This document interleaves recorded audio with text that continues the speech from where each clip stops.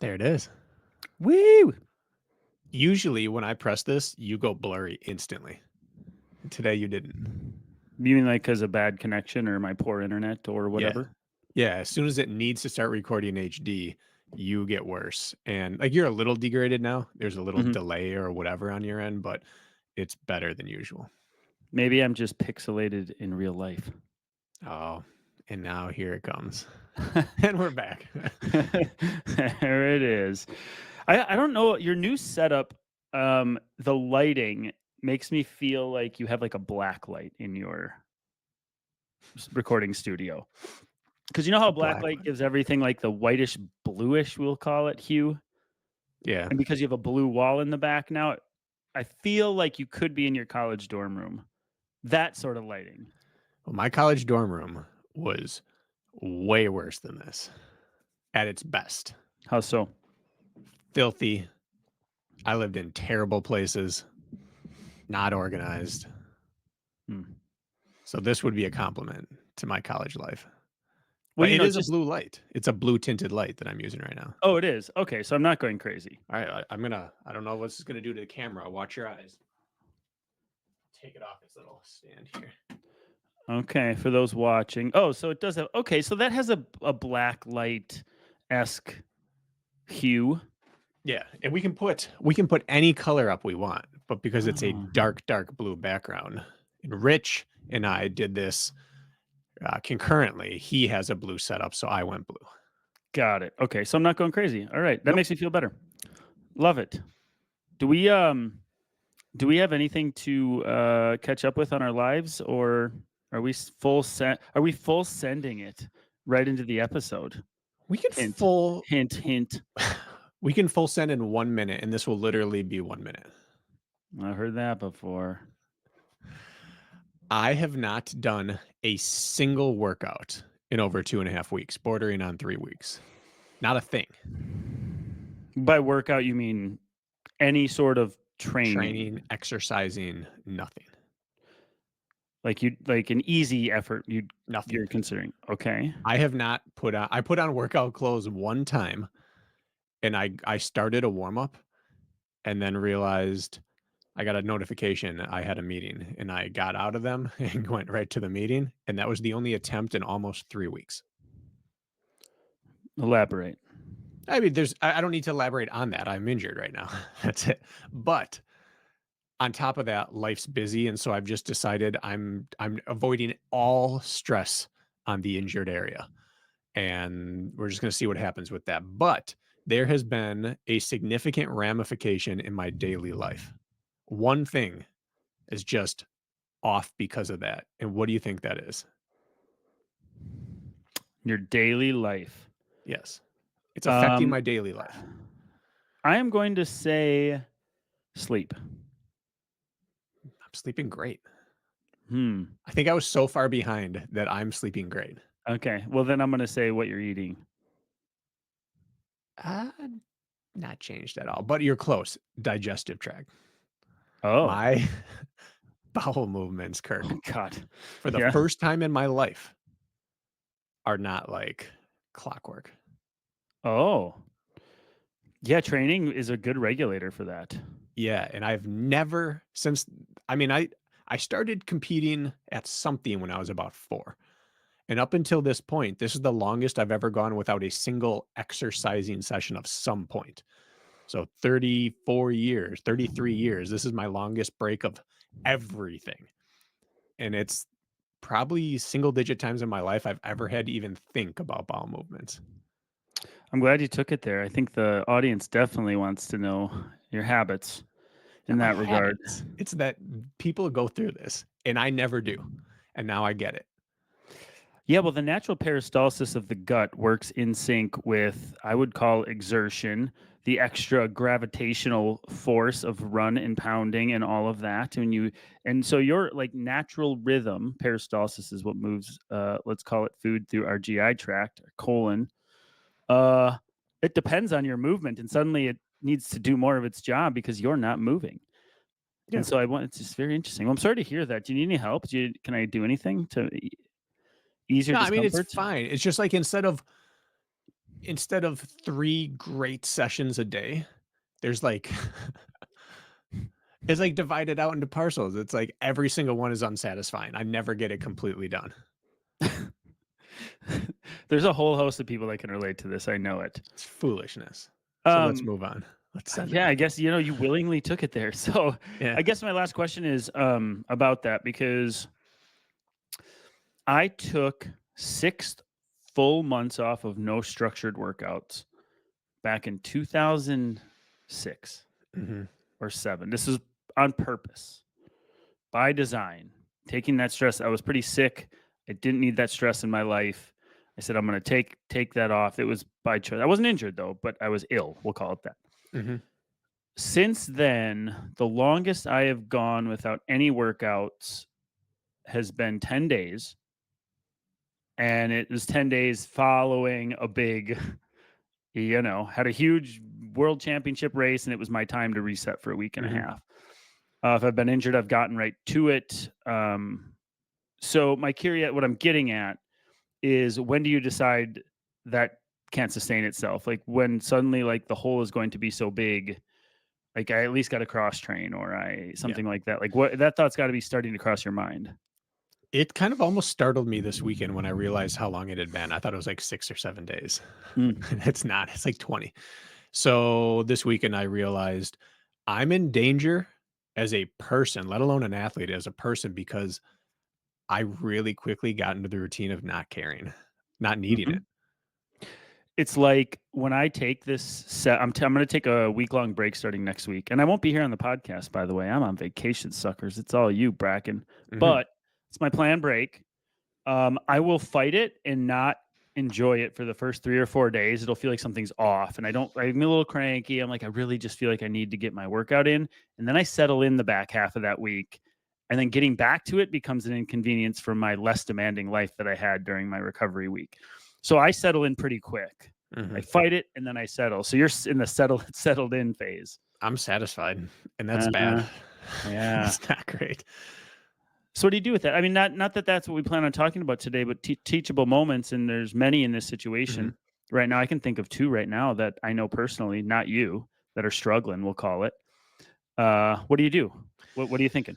Yeah, you gotta lay the groundwork right now because I'm not struggling, and I will because of that. If Correct. you're not struggling with it, then you're content, you're satisfied, "Hey, it's fine," and then when it's time, you've dug a big, big hole, and Hmm. that hole is harder to get out of at 37 than it was at 27, it's gonna be harder at 47, and I know that because of surgeries, I've gone through that, so just right now, this week, get off this podcast, I have a workout window, even if and I can't run, but even if I'm not training, I have to set up the frequency that I intend to pick up with when Yep. training begins. Have to start it now.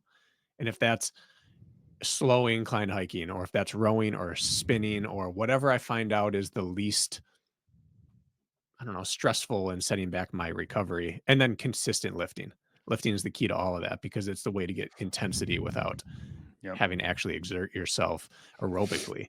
So I have to just lay those the bookmarks of my week, the timestamps of the day that normally are going to have to be filled, they have to be filled now.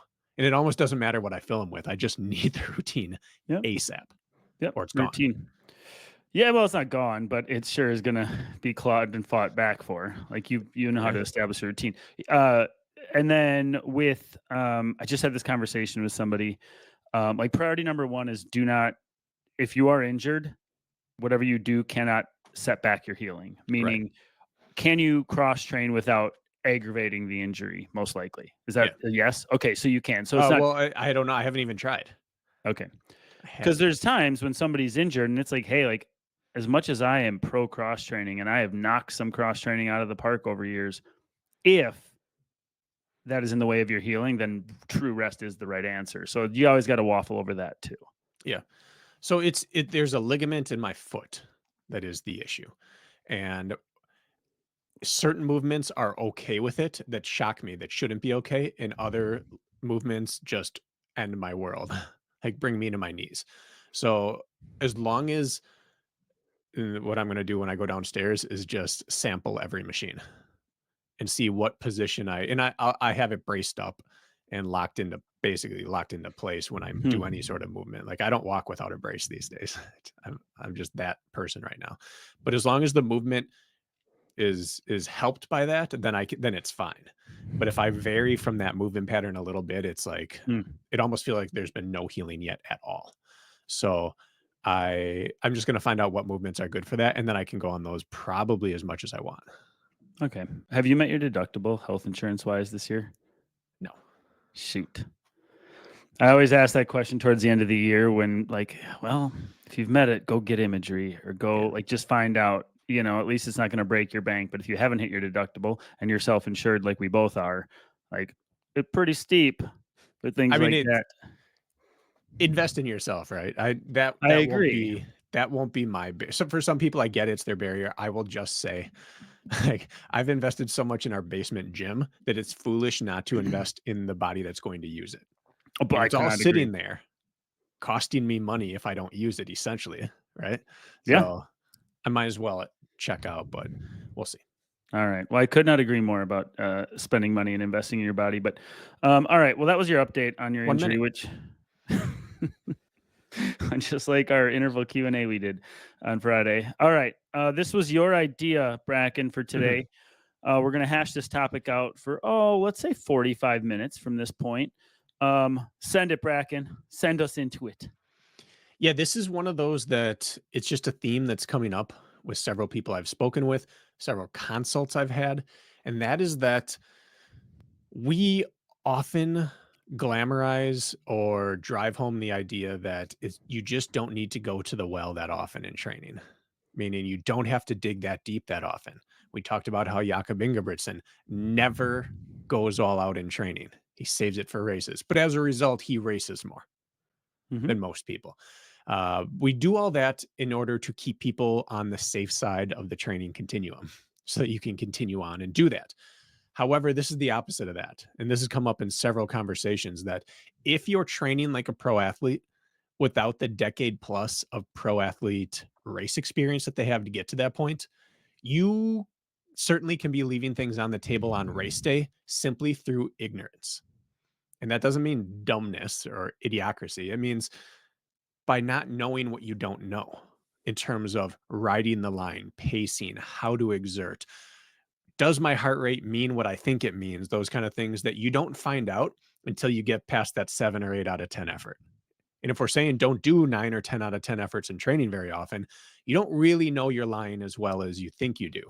And so what I want to talk about today is why it's important to send it sometimes, especially in the off season. Yeah. And I'm going to kick it to you here right away again shortly. But I do think the majority of those listening don't truly know their limits. And I would Mhm, argue we don't either, right? You break through and discover your limit only to a year and a half later break through again and discover a new limit, right? It's like you have to earn your way through the limits through I guess you could say sending it, but discovering them, right? Like I thought I knew what sitting in it and suffering was like in high school, and I knew what it truly was to push. And then I relearned again in college what it was like to say there's no more left, but I still have 3 minutes on course and find it, right? And break through again. mhm, And you keep learning these, but you can't just jump limits. You can't just go from a 3 to a 10. It's like a tiered process. mhm. And the way to find your limits is to send it. And it could be in a manufactured time trial, jumping into a local race, a big workout that you're not sure you can even get through. But I feel like the opportunities to break through open up the next breakthrough. And now, without the pressure of races necessarily for a lot of you guys, a little more flexibility with your training schedule, maybe a lack of inspiration with the first races not being until spring of next year. This is time makes perfect sense. Mhm. Finding your limits by sending it is what I'm getting at, and that leads to future breakthroughs. Yeah, and the time to stay away from big efforts and trying to figure things out, well, I guess there's 2 real times for that. One is when you're close to races, which is in season, and the other is when you have all that experience, when you're now playing in the margins. Those people like the Jakobs or the pros who don't have to go to the well in training very often are the ones that don't have huge levels ahead of them to get to. They're in that 1% or less improvement for the rest of their life stage. Or if he can find a 0.5% of fitness, like that's a world record. He's not going to wake up one day and be like, this block of training changed me as an athlete. I no longer feel, he's not. He'll feel little changes, but they're going to show up in tenths or hundredths. And so they don't have to worry about the same problems we have. Where 99% of people listening to this, I have to assume, are not playing in the margins yet. And if they are, they don't need to be. They have levels to still ascend to. And when you change levels, the previous feelings you had in races don't mean the same things anymore. And so you have to reestablish, what are my warning bells? What are my signals that I'm on the edge or I'm past the edge or I think I am, but that bell doesn't mean the same thing that it used to mean. And I think we're going to explore all that today. Sample size of hundreds, maybe thousands of people that we've worked with over the years. Mhm. Okay. Would you say that people leave time and performances on the table more because they are too conservative and don't trust their fitness and they leave time on the table that way? Or would you say more people go out way too hot and don't know their limits, leaving time on the table because they fade home? So do you think more athletes are too conservative, never really finding their limits, or too aggressive, they find their limits too early and then fizzle out and fade home and never run their best? What do you think? What camp do you think is more common? Because that's how I look I at this from both I don't know. lenses, right? Yeah, I honestly don't know. As you're saying it, I was trying to rack my brain and think, because I think early on most people overshoot. You start out the first start of any race quick and then settle in, and people are already tipped.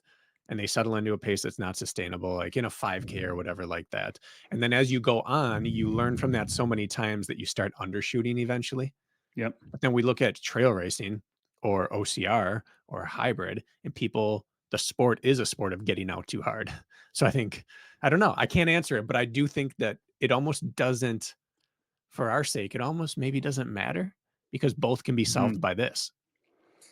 Well, I agree with it. Both they both can be solved by this. I disagree with it doesn't matter.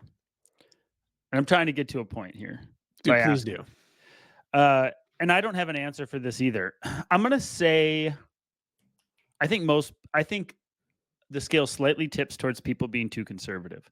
They approach an interval workout and they basically sandbag their first 3 reps to make sure they don't blow up, and then they ratchet down aggressively and with big interval split margins and a huge progression. I say that is more common than somebody going out and running 7 flat for their first mile, 7 flat, 6:59, 7:01, and leaving it all out there in the process. You never see that.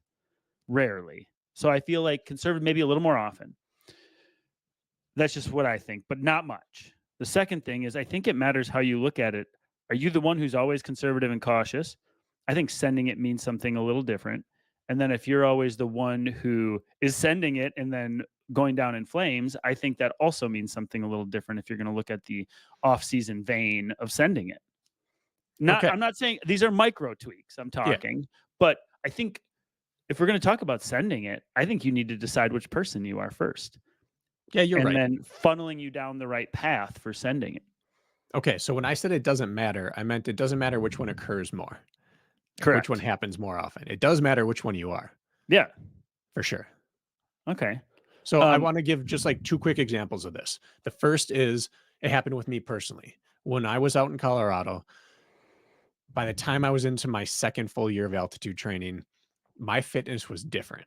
And I knew that. But I got to my first big race with big fitness, and I got dropped early and I was feeling heavy and sluggish. And my heart rate was up, my respiration was out of control, and my legs were burning. where was this and when? This would have been Montana 2015, probably 15 or 16. You were living at 15. altitude, though, at the time? Yeah, I went out in 13. Okay. So this was my second full year there and my first real year of knowing how to train at altitude for how my body was responding at the time. And I had dreamed all off season of how good I was going to be and how great I was going to feel, and I felt bad. Hmm. Like, kind of from the start. It was shocking to me. And it was about halfway through the race, and I've talked about this race before, so it doesn't matter about the race itself, but I just made a decision to, I'm going to throw one more surge I'm going to try one more time, and I'm probably going to crack, but let's see. And I just kept being able to work at that. And I didn't know if I was gaining or not, but I thought, okay, I'll ratchet it up another. And I was able to work at that. And as the race went on, I just got to work harder, longer, deeper into the race. And then some speed came from that once you started seeing people. But Mhm. that was the difference. The warning bells still went off early, but they didn't mean what they used to mean. I had some staying power underneath there, and I had some second half fitness that I wouldn't have known was waiting there had I not decided to just throw another surge at it and see, like out of desperation, see what happens. Had I listened to what I knew those warning bells meant, I'd had a crappy race and I would have second guessed all the training I had done. But because I made it to that point and surged and was rewarded with, you didn't die, let's try it again, and you didn't die, and now you have fitness. Like, I'm used to fading, I didn't fade. That's interesting. Mm. The thing was that I didn't race that off season. I just went into the lab and I worked, and I had big workouts, but I didn't race at all. And so I actually didn't know what my new fitness meant for me as a Mm. racer until I finally raced. And I had to learn it on a big stage where I could have probably learned this in the off season had I sent it a few more times. So that's just one example right there with myself, and it changed what I knew about my fitness. But my warning bells, they still rang the same way. It just meant something different now. You said you had 2 examples. Yeah, but that one kind of long. Let's just start there. It reminds me of, well, first of all, there comes this point in your racing or training where you fill up with such discomfort, whether it's your respiration rate, the lactate building up, the legs feeling heavy, and you become so uncomfortable that it's painful, right? Like hard efforts are a version of pain, right? Not Mhm, acute pain, but chronic pain almost within itself, which is a little bizarre as a descriptor, but I think it's true. The rubbing of the sandpaper, as I call it, constantly until it mhm, really hurts, right? It doesn't hurt at first, but eventually it really hurts.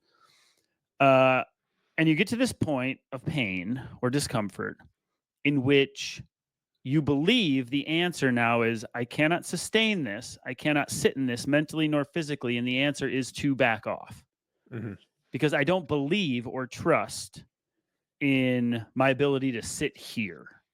And I think in that point in time, and we've talked about this before, especially on the treadmill, but this goes well beyond the treadmill, is sending it or finding your limits.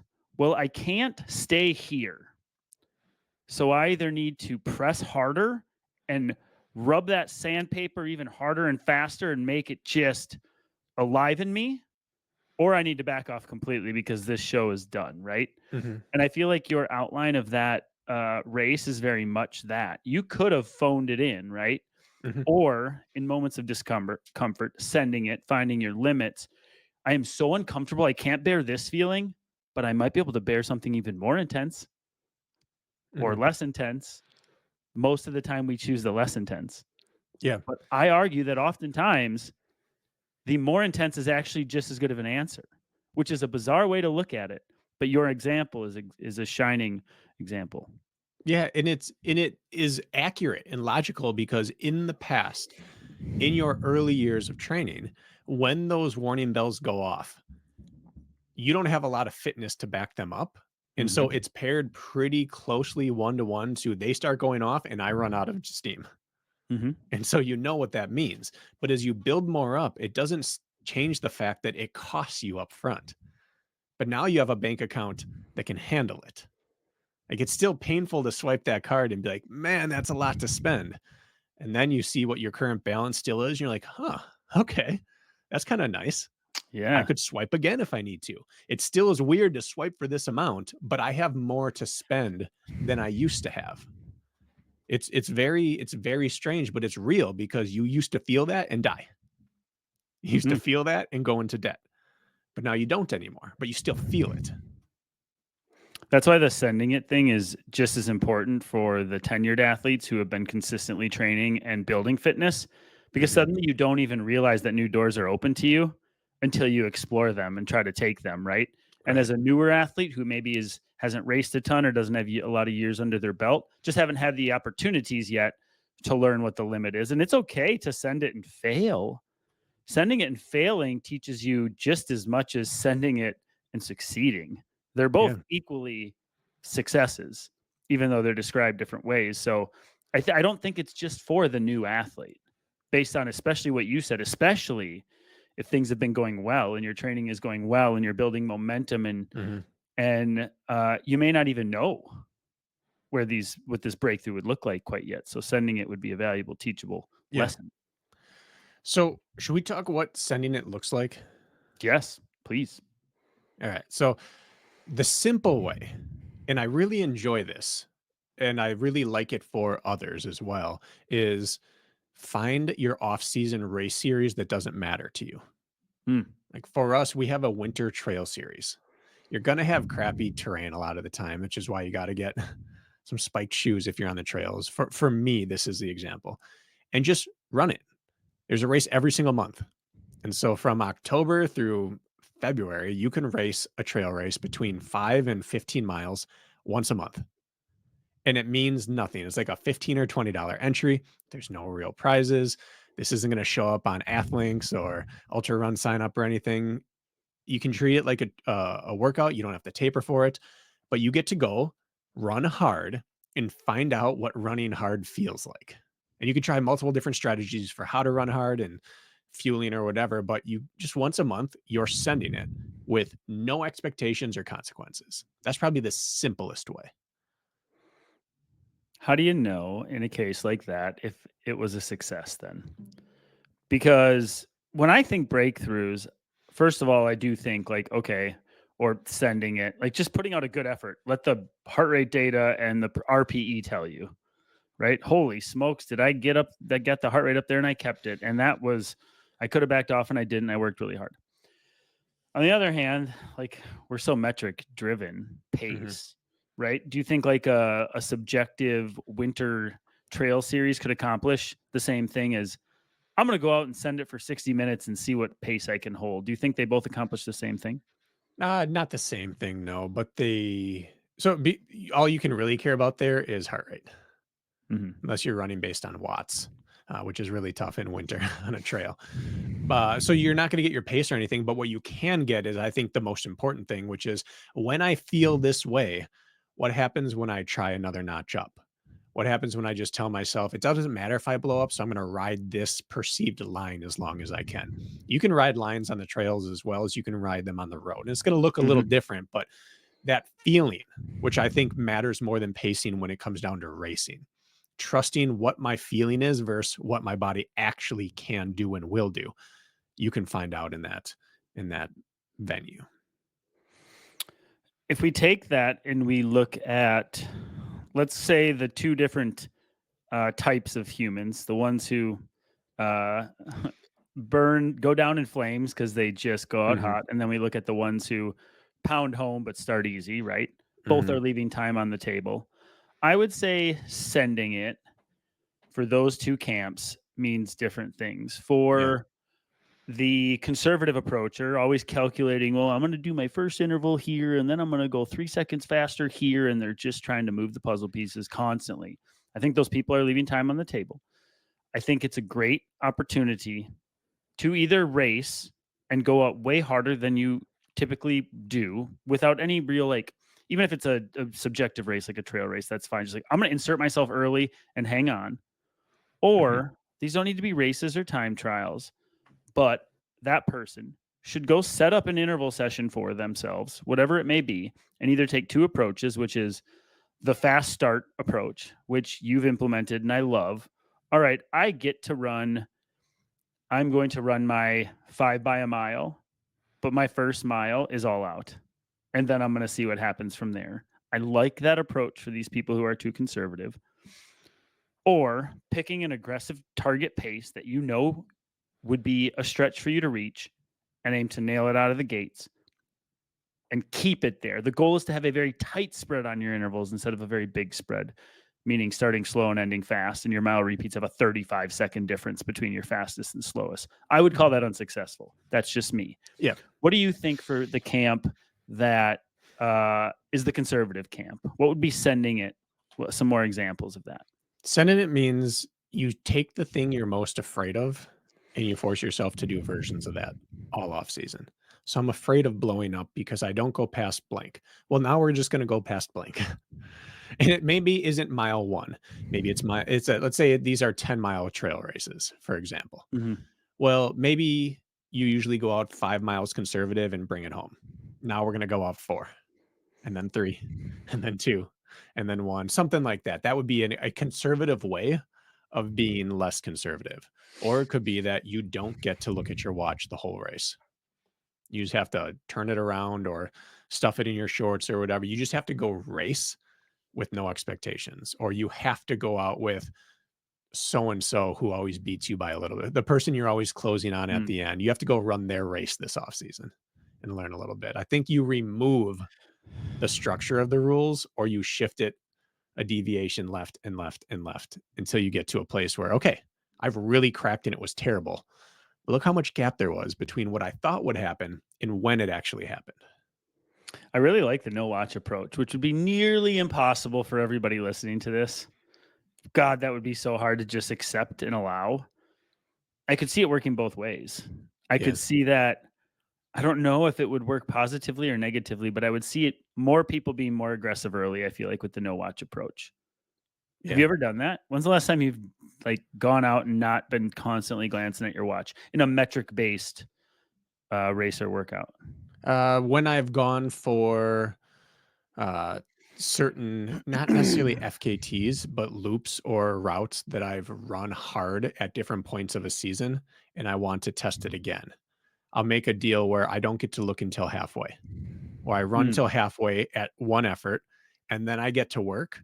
And then after 3 miles or whatever, then I can look down and see where I am. Because if you look constantly, there's a chance you're doing great and it feeds you, but there's a chance you're not starting great and then it just drains you.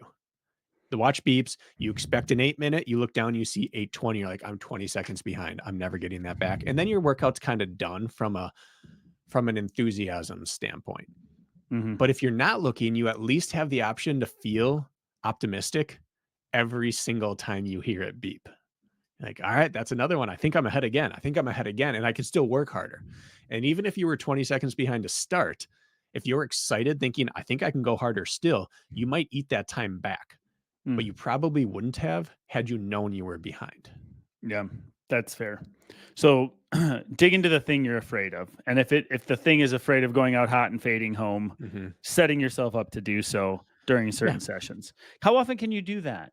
How often is that smart? If we're just gonna send it, we had a whole episode on hero workouts. Like sometimes Mhm. we need to do these hero workouts, and this was a year or so ago. I don't remember, maybe even longer, but like, okay, every 3 weeks, I think we placed on it roughly is the DNA changing workout, and everything else is great work in between. But like once every 3 weeks, we get to amp up the level of demand beyond Yeah. anything we typically hit. It's a version of that, but what do you think then? How often can we just send it? Can we do it every week in the off season? Is that going to be counterproductive? Is it a once every 3 week thing? I think there's a big difference between 9/10ths work and 10/10ths. Where you absolutely empty yourself, it's hard to do that more than once a month, especially if Mhm. it's longer than like a 10-minute race. But if it's 9/10ths, where you take yourself to the brink, but you don't cross it, or you don't spend the whole race on that brink, or whatever it's going to be, at least every other week you can do that for a while. And depending on the way you set it up, you could do it weekly for a while. I don't know if you would need to do it weekly, but I think every other week or maybe every 9 to 12 days would be a really sustainable way if you are not exceeding 9/10ths, because I think 9/10ths is sending it. 8/10ths is not. Hmm. 9/10ths, you send it, but you don't sprint your last mile. You don't sprint your last quarter mile. 10/10ths, you empty your soul and you vomit and you're systemically bankrupt by the end of it Is vomiting a good indicator of for some 10 people. tenths? Yeah. For some I've people. never thrown up because of an effort. Have you? Never Y once in my life. yeah. You Yeah, have? my senior year indoor conference after the mile, I felt just horrible.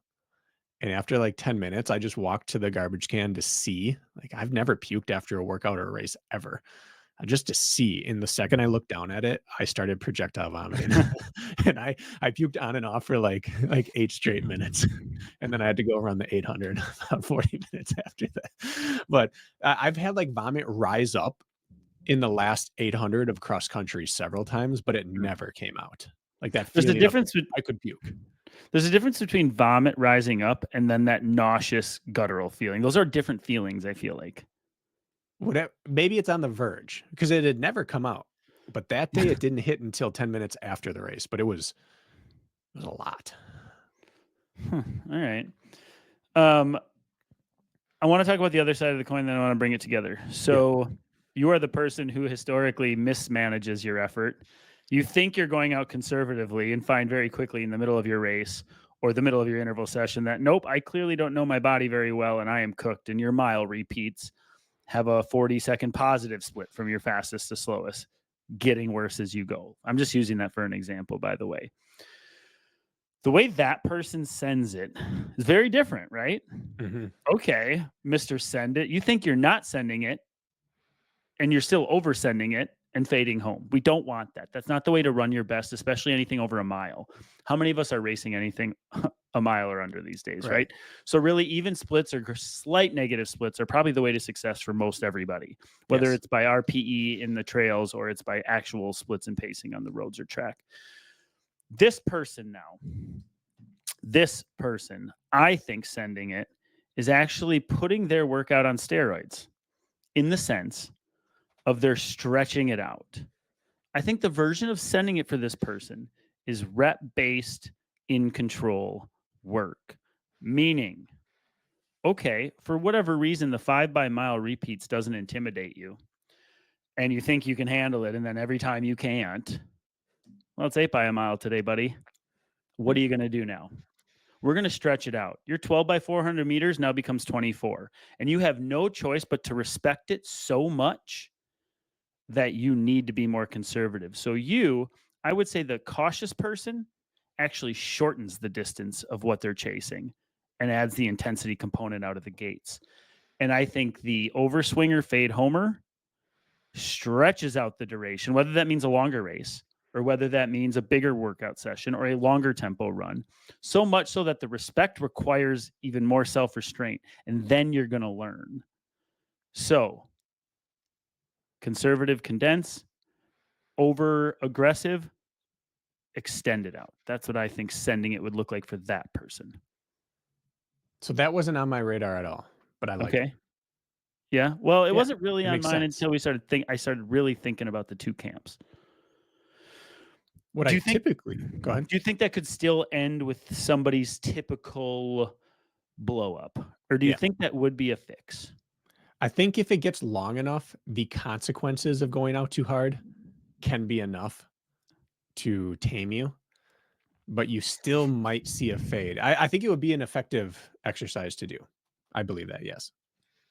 Where I was starting with it though was just the exact opposite of what we said for the overcautious runner, Okay. which is we have to give you rules of a cautious person now. Because what is your biggest fear?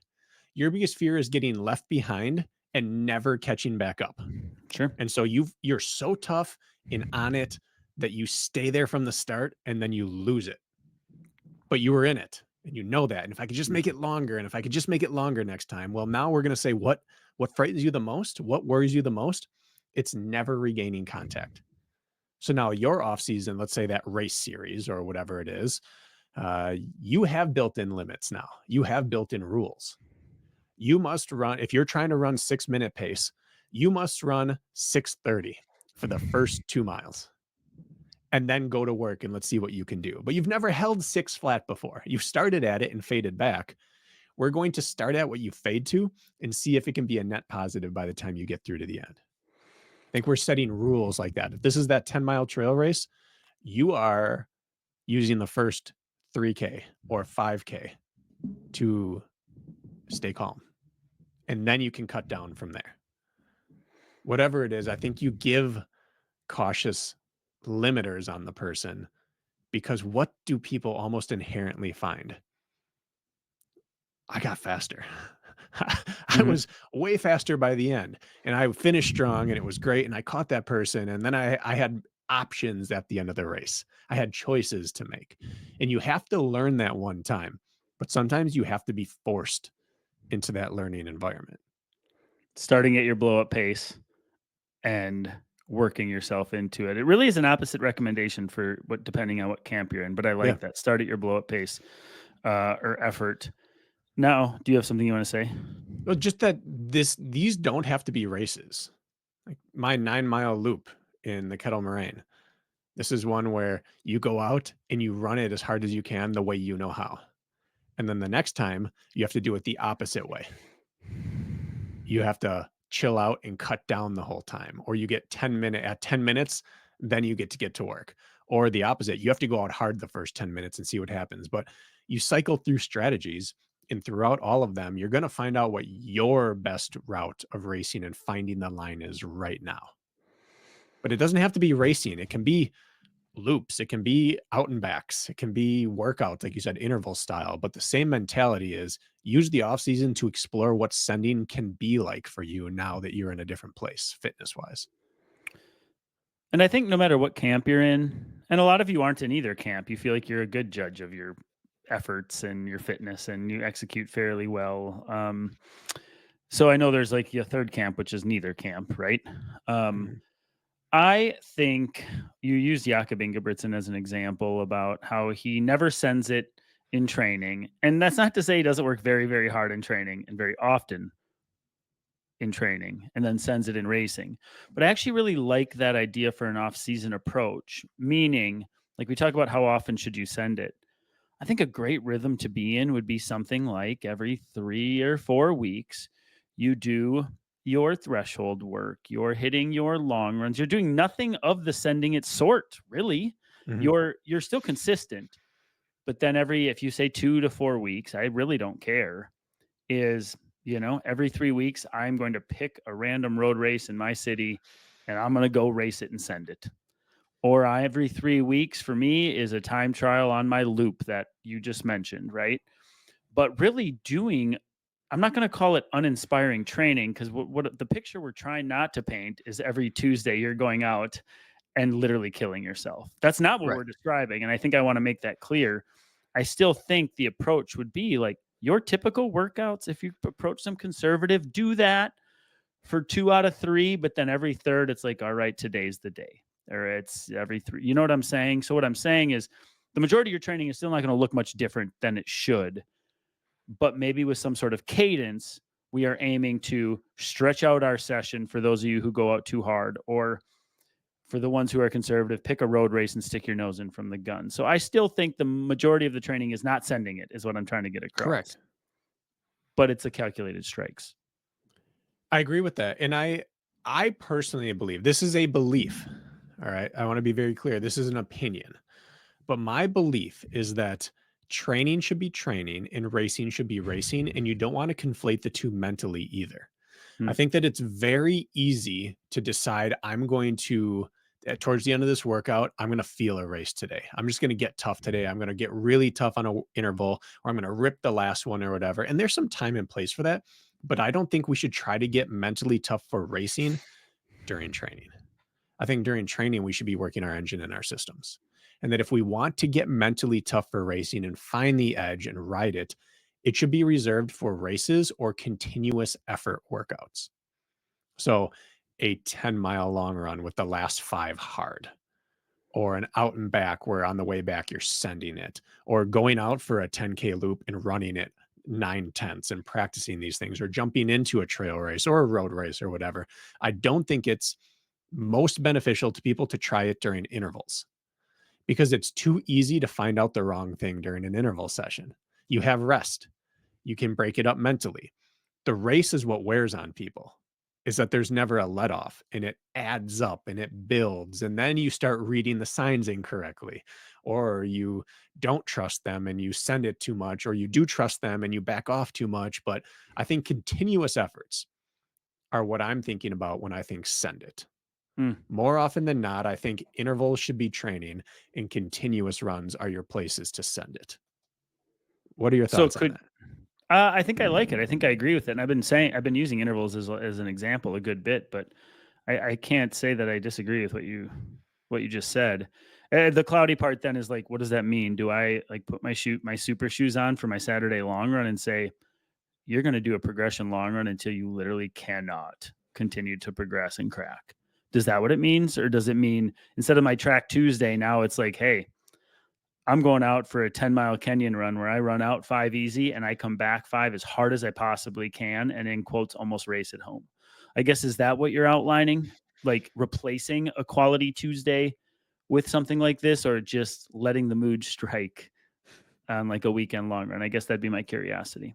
I think either or are fine as long as you know when to pull the plug.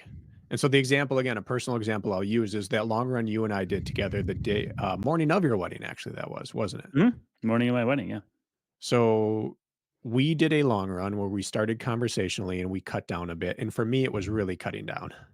And Mhm. we were like 7 something, then 650s, then 40s, then 30s, and maybe 20s. And then I got to the point on that run where I was no longer running, I was working. And I was Mhm. having to start to use race tactics and to dig to keep going. And I did that for another mile or two. And then I had my first mile where it was very clear that I was going backwards. Mhm. I was struggling. You knew it. You could hear the difference in my breathing. I was working really hard. And if I didn't stay on it, I was just going to keep getting slower. And then the next mile, I started to get slower. Mhm. And what did I do? I pulled it right there. I Yep. said, I gotta be done here because I could have done another mile. And that would have been a 10 out of 10 effort. That would have been 10 tenths. And that next mile or two, fighting my life away to maybe get slower would have set me back a long time. But because I cut it at 9 tenths, I found my edge. I saw how long it took me to get there and how aggressively I cut down to get to that. And I saw what would happen if I did a little more because I did work through it for a few miles. Mhm. And I found that there wasn't any more waiting. And then I called it. That's the kind of thing you can put in every other week. I was running again the next day or the day after. I was okay. I was tired, but had I gone those final 2 miles with you, that would have been a full-on race effort, and I would have needed a week to get over that. So with that type of effort, that wasn't decided upon in advance. I just got there during the workout. And afterwards, I couldn't do my next quality workout, but it at once every 2 to 3 weeks, that kind of thing's fine. Or it can be scripted as, "Kirk, take me to the edge tomorrow. I've prepared all month, like, this is gonna be my big one. Let's do this." I think either one's acceptable, but it's knowing when to call it in order Mm. to do another one in a few weeks. So would that be then, just to be clear, are you describing that as sending it? Like that was a send it For sure, effort? because that wasn't an easy long run, Right. and that was a step above a quality long run for me. Okay, perfect. That's what I Yeah. was assuming. Like you're getting to the point where like I am like gonna have to like this is a race effort to sustain. You pull the plug just before that, And I basically. held it for a mile or 2, I think, at that race effort, You but did, yeah. as soon as you would start to crater, you stop right before that. Like, It kind I of found out that the crater was approaching rapidly. There's no more to learn that day from sending it. So quick stop it. you know, it this is only anecdotally or secondhand knowledge, but it reminds me a bit of Dakota Lindworm, who was the #1 US woman in the marathon at the Olympics. She's from where I live here, St. Francis, Minnesota, small town. Anyways, she was nothing impressive, let's just say, compared to her current self as an adult. And she joined Minnesota Distance Elite, and they're a mixed gender training group sometimes. Like the ladies will run with the men and vice versa. And Tyler German was talking about, like, yeah, Dakota will run long runs with us. Like her improvement has been phenomenal. And he's like, dude, you want to work? Like, go join Dakota Lindworm on a long run. He's like, I got to run 5:30 pace to drop her 20 Mhm. miles in. And Dakota Lindworm just kept putting her foot to the flame, putting her foot to the flame, extending out. She was sending it in long run efforts constantly, trying to keep up with people who are faster than her. And of course, she's an Olympian and she's very fast. But Minnesota Distance Elite has a whole contingent of male athletes who are faster than Dakota Lindworm. So she just sticks her nose in there, sends it, finds her limits constantly, and improves at an exponentially rapid rate. And a version of that for any of you listening is your fast friend.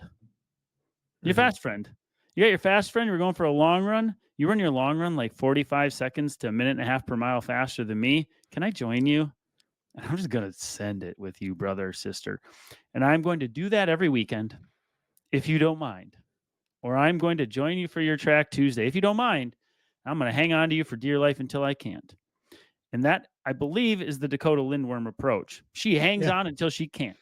She's a 220 something marathoner and she's trying to run with 210 marathoners and she does it till she cracks and she keeps just rubbing her nose in it. What happened over 3 years? She went from a nobody to our best marathoner at the Olympics. And I don't mean nobody harshly. You know what I'm saying. So But the that, national scene didn't have her on the radar for we need to watch out for her. they didn't even know her name. Right. Yeah. So that's exactly what I'm talking about. And the key there in this style of off season send it is that you hold on until you can't and then you stop instead of now I have to fight all the way in the last several miles. No, you just don't have that part because that's the part that really then depletes the remainder of you. So if you're going 20 with someone and they drop you at 18, you're done. You Right. don't fight for every second to deplete as little as possible. So if she was running 5:30, 5:30, 5:30, she doesn't fight on 19 to run 5:35 and fight on 20 to run 5:40. She's just done. Mm-hmm. And so you And I, got the taste. You learned what you need to learn, but you're done.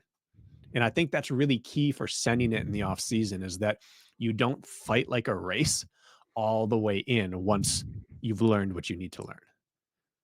Yeah, and maybe honestly, we could have ended this episode with a 5-minute conversation, just saying like, "Find your fast friend" and be done with it. And then, Yeah. I mean, really, it might be the simplest solution, and it doesn't even need to be over calculated or puppeteering. It's just like, "Hey, can I join you on Tuesday? Hey, you Right. cool if I hang on for this one?" And it might be your easy day, and it might be my quality day, and it doesn't even matter, right? Like, there could be simplicity to that alone, which would move the needle immensely for most people out Yeah. there. Well, and that's what I was 2 things then. The first is that the reason I like this for the off season is that it's the time when you get to back off on everything else to accommodate this. You get to move your workouts to the slowest version of whatever will move the needle in the off season and do your little speed play to work on your mechanical side. And this is your big mover that week. You can do the slowest version of your other workouts to accommodate because you don't have a race pressing. So it's a safe time to do it. But the other is that this is what I was doing with John DeWitt. This is what I was doing with better runners when I had what I would consider my most useful off seasons. I spent at least one time a week with a faster friend, just running Mhm. harder than I had any right to on that run. And then I would modify the rest of my week to accommodate that. But there's something about running an hour to 90 minutes with someone significantly faster than you, where you just get to a spot where I'm practically racing just to do Mhm. this run with them. And it teaches you so much because the faster runners don't change gears drastically. They just Yeah. ratchet it down. And so you get to do that and you get to find exactly where my line is. And then afterwards, you get to look at your heart rate and see what happened. And it teaches you about all those things. Yeah, why do you think those big training groups are wildly successful and people morph Mhm. into them and then level up? It's because somebody's always better than you in general, or somebody's at least having a better day than you that day than you are. And there's always people stretching you along and pulling you along and making you test your limits on a regular basis. The key there is they're going to lose a few. Some are going to crack. They're going to break, fizzle, get injured, and be done. But as long as you strike the right balance when you're sending it and then offsetting that with the opposite, chill, chill, chill. Now, if we're sending it and we're in sending it mode, I'm looking at my watch all the time on my recovery days, being like, dude, you got to chill, keep that heart rate low. So the discrepancy in hits are going to be vast. You can get into those big training camps with these pros, and as long as they strike the balance, I'm working hard today and I'm testing limits, but the next 2 days I'm chilling. You see them just level up. Sometimes you'll see people hop training camps. Somebody go from one group, no Nike to Hoka or wherever they do, and they almost always level up when they bump training camps because they have something to prove again or they have another person to chase. You see that almost often. Is the Yeah, magic in the coaching itself or is it the new environment and I got people's backs to look at now? You always wonder about that. But point being, the faster friend thing uh, holds a lot of weight. it You don't have does. a training camp. You're not part of Hoka NAZ Elite, unfortunately. But what's your version of that? Who can you go chase? Yeah. And it makes the friend have a great run too. No 100%. run feels better than the run where the guy next to you or girl is dying slightly and you're not. So Yeah, if right. they've got an quote unquote easy 10 to 12 to run and you're going to tempo it next to them and that turns into a hard long run for you, that helps them. Very few runners are going to get annoyed by you trying to hang on for a while because it just makes their effort feel better in comparison. So they're not going to be mad at that. Whatever 100%. you choose, though, my belief is that it should be 30 minutes or longer and ideally closer to 60 because I don't want this to be an effort that's so highly anaerobic that it's not sustainable for weeks on end. I want it to be something that you're probably not going past your lactate threshold until partway through. Yep. That makes it safer. And the longer the effort is, the more there's a chance for that time balance to swing in your favor if you find something out. If it's a 20-minute run and you get out hot, you may not fade it enough so that the next time when you go out casually and then pick it up, like it may be a 10-second difference. You can be like, I didn't really learn anything. But in 70 minutes, there's enough time for things to really play out how they would in a race when you try different strategies. And it Yeah, just leaves room for improvement throughout the off season. I agree with that. Longer the better. Think of it that way. Yeah. Yep. I really lean into the long run effort. Like Yeah. that substitution there, every third long run, right? I'm finding my limits by whatever vein you want to choose that we've talked about. I want to wrap this thing up. Okay. If that's cool with you, but I want to just put one little end stamp on it. Hopefully this is just a quick PSA end stamp. Who shouldn't be doing this in the off season? Okay, I don't know if everybody should be. No. Who shouldn't be listening to this? Who should just take this whole episode and just throw it out? What do you think? Very, very, very seasoned athletes who have not changed fitness levels recently. You just came off a season of racing, and it was your 10th straight season of racing, and you're going into your off-season routine, and it's been working for you, and race strategy is not your issue. There's no real need for this.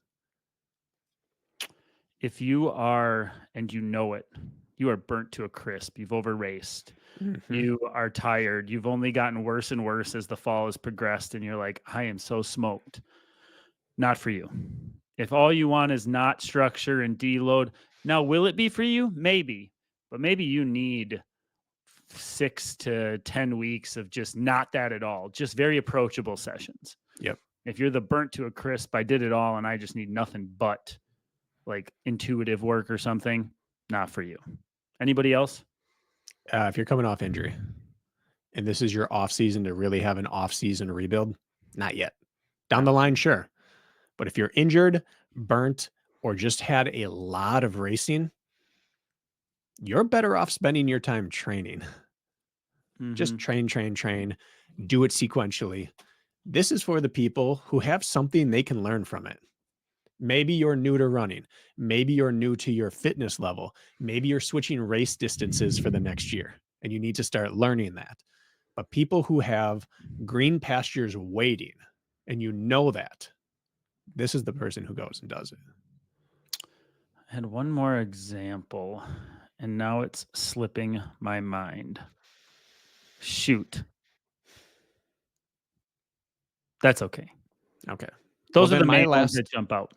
My last suggestion is that if you don't have training partners or trail races or road races, or you don't want to race, my single favorite thing to do is just go on Strava and find a loop that looks interesting. Did it a couple months ago. There was like this 7.7-mile loop that was highly technical, and the FKT was like 90 minutes. And I just decided to go run it at the effort I thought I could keep right now for 90 minutes. And I came up 12 minutes short. It was such a great workout, and it was an awesome learning experience because in the middle, I got in a rhythm and I started pressing, and I realized I pressed a little too hard. And right then, I knew that the next time I do this, I have better intel and I can do this better the very next time I do this. So that was in that 60 to 90 minute time slot. There was no pressure, but I learned a ton on just one run. I remember what I was thinking. Not that many of you will know this about yourselves, but I feel like I fall into this camp. If you know that you peak really quickly, if you know that you can get really fit really fast off of like, I need a few hard efforts and suddenly I'm in like peak fitness, you're kind of a responder that way too. For me, if I started like, this isn't for me, I'm not actually talking to me. This is not advice I would follow. This whole just send it, because one, up from those efforts, I'll peak. And for two, I'm in the camp in which you talked about where like I've had good cycles. I know where I'm at. I feel like I could at times, but like this wouldn't be a model for my off season. But I also just respond really fast to big efforts, and I could trap Yeah. myself fitness wise. So if you feel like you're a responder, you don't want to feel like you're peaking in January if your first big race isn't until April. So I Right. would say also that person. Just wanted to make sure I didn't forget to say that.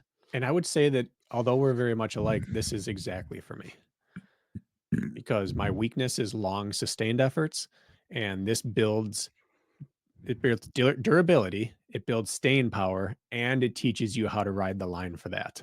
Three Yep. things I've always lacked. So some of my best, most favorite falls have included this type of work pretty regularly. Yeah. And then you have a great season afterwards, right? Yeah. Yeah. All right. Mostly, I'm kind of hungry right now. I did not fuel this morning. That's why I want to wrap this thing. I went for a 10-mile recovery run. I had coffee, did that, hopped on this podcast. Haven't had anything to eat. And what time is it? 11:45. Yikes. 11:45. I am bad.